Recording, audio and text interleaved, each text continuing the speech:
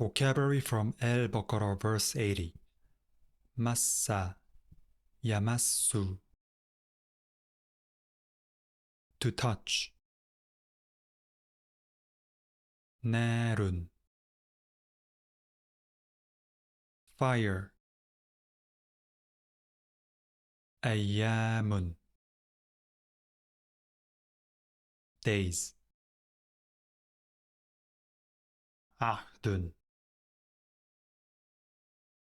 Covenant. Akhlafa. Yukhlifu. To leave behind. Now let's turn to Al-Baqarah verse 80.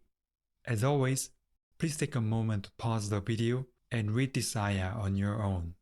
It's 2 pages in total, and the words in blue are the ones we already saw in previous videos. Now let's go through it together. Our first word is waqalu, which is wa plus qalu, meaning and they said, referring to the Jews speaking. U ending indicates 3MP perfect verb. The next word lan is used with a subjunctive verb to negate the future. Up next is tamassana, which is tamassa plus object pronoun na, meaning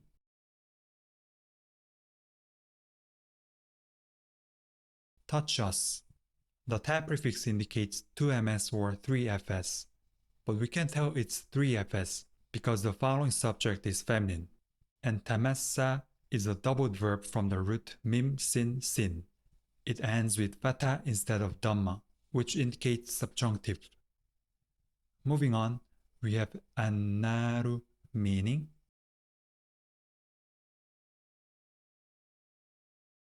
the fire. It's nominative as the subject of the verb tamassa. Moving on to the second line, we have illa, meaning except. And then we have ayyaman, meaning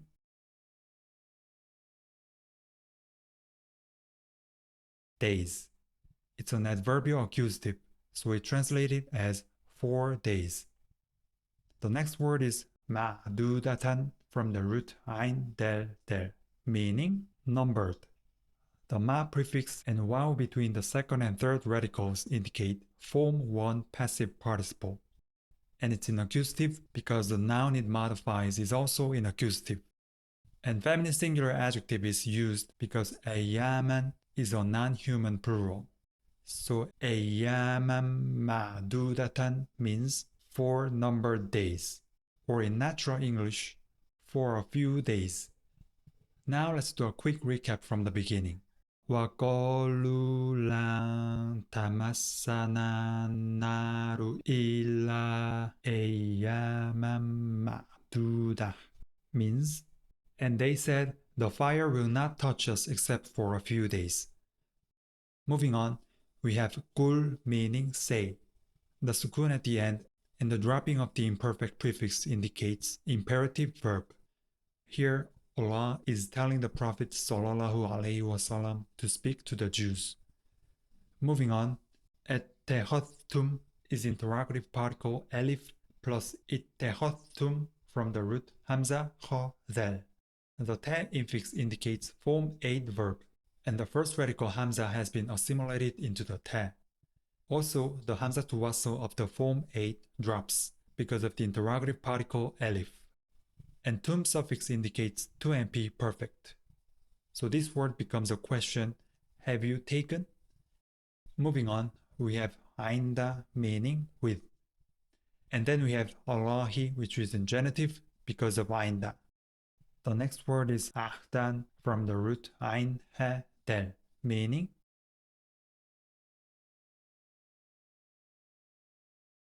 a covenant. It's in accusative as the object of the verb ittakhadhtum. Moving on, falan consists of fa meaning then and the future negation particle lan. Up next is yukhlifa, meaning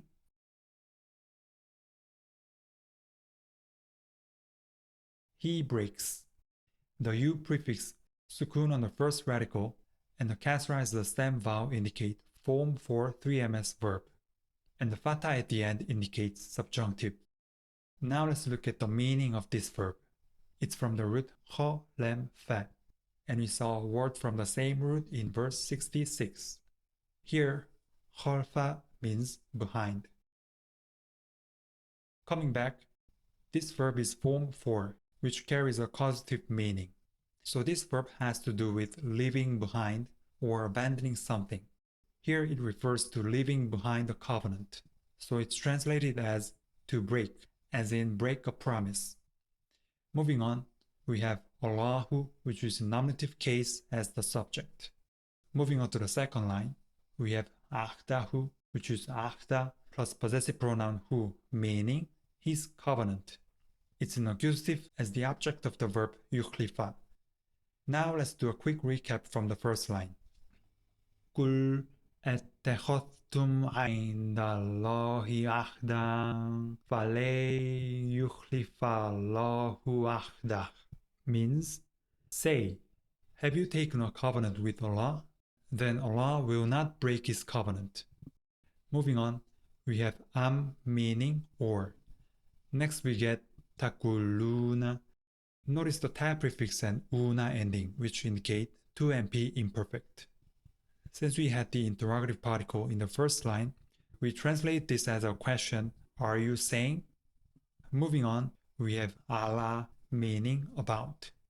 Next word is Allahi, which is in genitive because of the preposition ala. Up next is ma, meaning what. Coming next is la, meaning not. And finally, we have ta'lamuna, meaning you know. So the second line, am takuluna ala Allahi ma la ta'lamun means, or are you saying about Allah what you do not know? Alright, let's wrap up with a recap from the beginning.